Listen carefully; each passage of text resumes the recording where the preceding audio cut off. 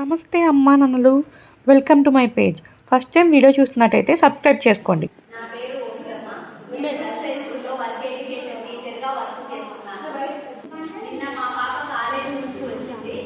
మా పాప కాలేజీకి మళ్ళీ వెళ్ళమనేసరికి నేను అప్పటిలాగా చదవలేకపోతున్నానమ్మా, ఎందుకో నేను చదవలేకపోతున్నా అని నన్ను ప్రాబ్లం అడిగింది.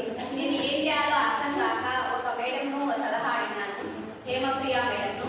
ఆ మేడం చాలా బాగా చెప్పినారు మా చాలా బాగా చెప్పినారు. మా పాప ప్రాబ్లం అంతా తీరిపోయి హ్యాపీగా కాలేజీకి వెళ్ళిపోయింది. ఏంటంటే మా పాప ప్రాబ్లం మీకు చెప్తా. మీకు అలాంటి ప్రాబ్లమ్స్ ఏమైనా ఉంటే కన్నా మీరు ఆ మేడంకి కాల్ చేస్తే కన్నా ఖచ్చితంగా మీ ప్రాబ్లమ్ సొల్యూషన్ చెప్తారు. ఇక ఇప్పుడు ఏదైనా దయ్యం, భయము అలాంటి విషయాలు కూడా ఆ కాలేజీలో మాట్లాడుకుంటా ఉంటారు. అప్పుడు ఆ విషయంలో మా భార్యకి బాగా కాలేజీకి వెళ్ళిపోయింది సంతోషంగా. మీకు కూడా ఏదైనా సమస్య వచ్చినప్పుడు మీరు బాగా చదువుకోవాలా, ఒక లక్ష్యం పెట్టుకొని చదువుకోవాలా. అలా చదువుకోవాలనుకుంటే మనం దాని మీదే ఫోకస్ ఉండాలి. ఏమైనా డిస్టర్బ్ అవుతా అంటే చెప్పండి రా, మేడం హ్యాపీగా చెప్పేస్తారు. మనకి ఏం ప్రాబ్లం వచ్చినా ఏం ఇబ్బంది లేదు, స్టోరీ కూడా చెప్పి మళ్ళీ మనం చెప్పగలుగుతారు.